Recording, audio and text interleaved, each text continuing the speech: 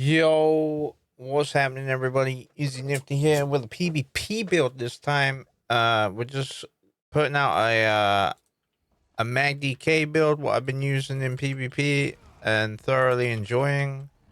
Um, it's very strong. I've been enjoying it. It's really enjoyable to play. Note that we will probably peak up to about 38k health if we've got a warden in group or a warden nearby, what's giving us that additional health buff from the warden. So that is super nice too. Let's jump into it. As you can see, we've got 2-piece Bloodspawn. I am in 1, 2, 3, 4, 5 medium, 3 heavy. Is that right? Wait. 1, 2, 3, 4. 4 medium, 3 heavy. So obviously we've got a heavy Bloodspawn helm. We got medium shoulders. We got a heavy chest, heavy legs, and then the rest of it's all medium. That being said, as you can see, we got a sturdy on our Bloodspawn helmet with a max health. And then we've got a medium shoulder with a tri-stat with a well fitted. We then take reinforced on our chest piece with max health. And then I take 3-piece impen on the hands, waist, and boots of Daedric trickery, and they've all got tri-stat. And then with the legs, we take a heavy wretched vitality on another reinforced. In terms of our jewelry, I've got infused on my neck with a weapon and spell damage with stamina recovery.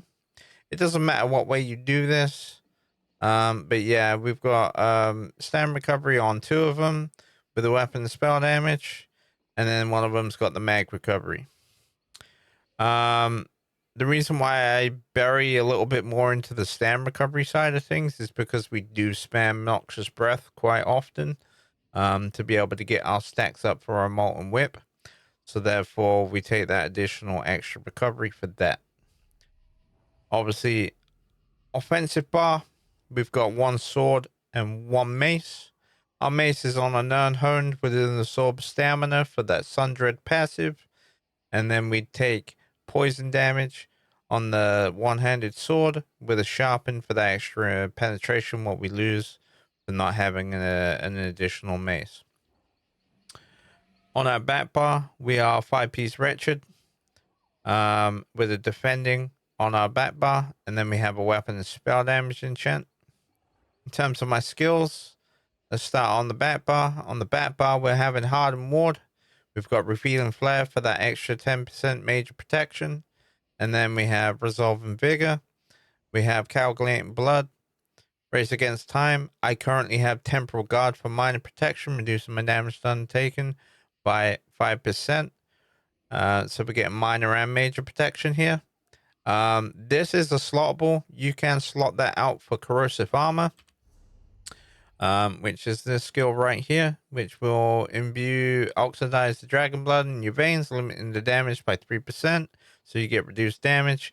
Plus you scales off your max health and dealing poison damage to nearby enemies, each around you for 12 seconds.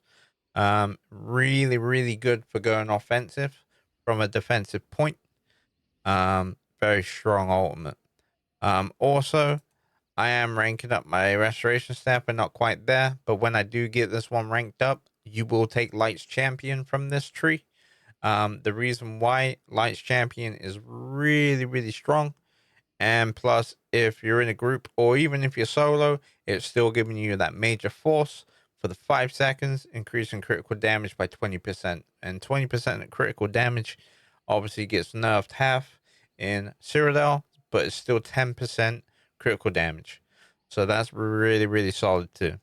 Obviously, front bar. We take Shattering Rocks. This is a CC what cannot be blocked or dodged. It will stun the enemy. They'll take flame damage. And we also get healed whenever the stun ends. Okay? So they're stunned for 3 seconds. And then when the stun ends, they take flame damage. plus it heals us for 7.1k on our tooltip currently. That obviously gets halved, so it's about 4k heal for me, just under. So that's super nice. Fiery Contingency. This is a scribed ability. Really strong. We take flame damage. We take the class mastery ability. So for the class mastery ability for the DK, for each enemy within 8 meters up to 6, we gain weapon and spell damage and reduce our damage taken by 2%, plus 1% per enemy for 5 seconds. So we're taking 2%, reduce cost damage. So we're taking the reduced damage, right, by 2%. Say there's 6 enemies. We're taking 12% less damage. That's how that works, okay? Very strong. Very strong. We're getting 50 weapon and spell damage. So you do 50 times 6. I'm going to let you guys do the maths. It's just basic knowledge and basic math. And then obviously after that, we take the minor breach. We don't typically need the minor breach. It's just nice to have because we have a minor breach and we have a major breach. Okay, we got 2 breaches on them. So it's really nice to have. Moving on. Noxious Breath. This is obviously, like I just said, a major breach, which reduces their physical and spell resistance. So that's super nice. It also does a ton of poison damage. And then it does additional poison damage pressure over the 24 seconds. So it's super strong. And we kind of use it as a spammable as well to build for our next ability, which is Molten Whip. We have to have 3 stacks in order for this to hit really hard. Okay, so because we're after them 3 stacks, and we want that to be hitting really hard, we take that. Okay, obviously our last ability, this is just for a little bit of extra damage and a bit of bread and butter, really. It helps with our spell critical rating and just overall just gives us that little bit of benefit or damage with the major prostrate and the major savagery.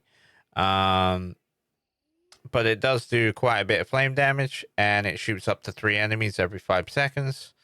So that's super nice. Obviously our ultimate on our front bar is Ferocious Leap. This is slottable and interchangeable. You can swap this out for Dawnbreaker if you really wanted to.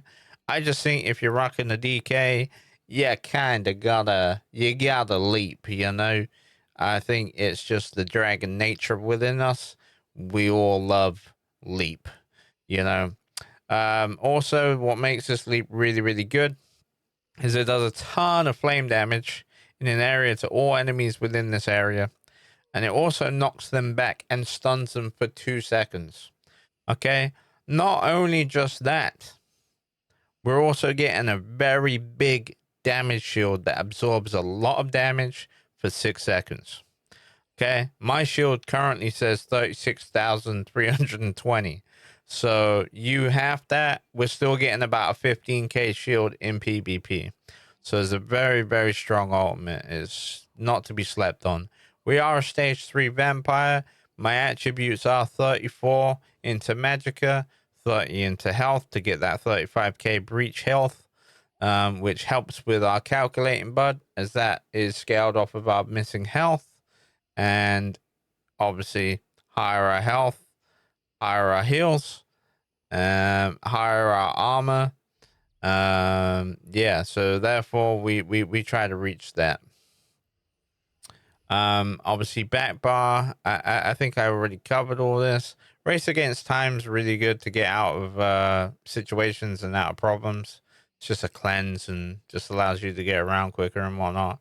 Obviously we got bigger. Calculating Bud's really good though. You know, obviously it's a really big burst heal. What else did we cover? Covered all that. So let's jump into Mundus is Lady, obviously stage 3 vamp. So let's jump into the CP. So with the CP, with the blue tree, I take Fight and Finesse. This gives me the 8% critical damage and critical healing done. Okay, that helps me with my heals and my damage. We take Force of Nature for the offensive penetration. Reason why I take that is because my penetration is quite low. So it just helps a little bit with just having that additional little bit of penetration just to help a little bit more. And then I take Focus Healing. That gives me increased healing by 10% done with single target heals. So it makes my calculating blood really, really strong. And then I take Master at Arms for the flat base damage of 6%. In terms of my red tree, we're taking Refresh and Stride. So this is whenever I'm sprinting, which is quite often, I'm getting health recovery and match recovery to stack up a little bit higher. This just helps. In my opinion, it's not really needed. It's just, it helps. And why not run it if it helps? Survival Instincts, we take the 25% reduced cost. With our skills, Pain's Refuge, whenever I take damage, my damage is reduced by 2% for every negative effect that I have on me, up to 20%. So that actually does stack with this. So that takes me up to 32% reduced damage taken. And then that also stacks with this, where it's a furthermore 10% for the major protection. And then this also comes into play. So we're very, very fucking tanky when we need to be. Which is really, really nice. We can take a bit of a beating, which is pretty good. Sustained by Suffering. Obviously, this is just super nice to go with Pain's Refuge, because whenever you're getting pressured, that's going to be into play. And then whenever you're getting pressured even again, this is just going to crank up and give you a load of recovery and make you just super tanky. Real nice. Obviously, Green Tree doesn't really come into it too hard in this game, but I take the additional Gifted Rider for the 10 mount speed. I take Liquid Efficiency, Steep Lesson just for the extra movement speed when I'm not in combat, and then I take Rationer. That's pretty much the build. I hope you enjoy it. Go and try it out for yourself. I'm really enjoying this build. I feel like it's a very, very strong build.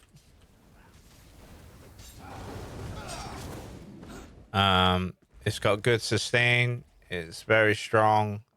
The one thing what I will say with a DK, you don't need high recovery because of certain passives what you get from the Earthen Tree.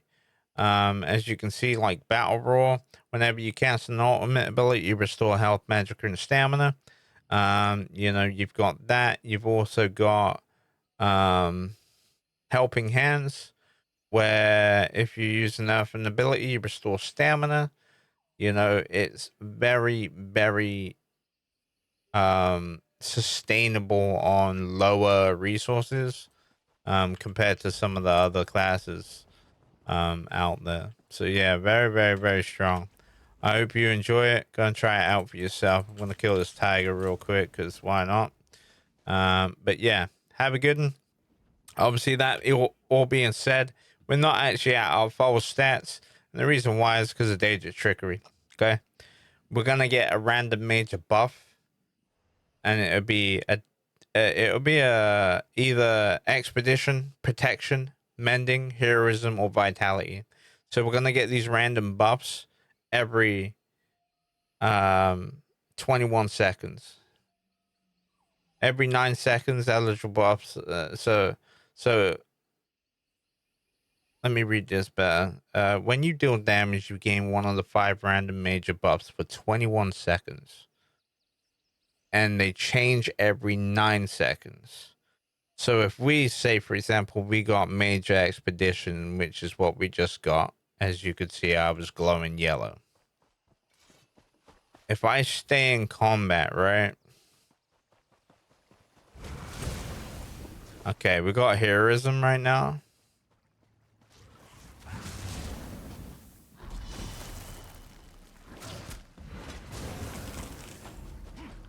As you can see, I got Major Vitality and Expedition. So we're getting these buffs, right? And they stack. Okay? People don't understand that with Daedric trickery. And Kim March is the same, but Kim March is offensive. They're not defensive buffs; they're offensive buffs. Where Daedric's defensive. So keep that in mind. So yeah, super solid build. Go try it out for yourself. Let me know down in below. I will put a written guide down with a spreadsheet down below, so you guys can use that and copy that and whatever. You know, if that's easier for you than watching the video, you know, we got you covered. Do you know what I mean? I do stream on Twitch. Most days. I try to go live as much as possible. You know, so go feel free to follow me. Give me a like, subscribe, thumbs up, comment down below if you're going to use this this build. Let me know. Let me know your thoughts. But yeah, follow me on my social media. I'll leave all the links and all that down below in the description. You all have a good day. All the best. Take care.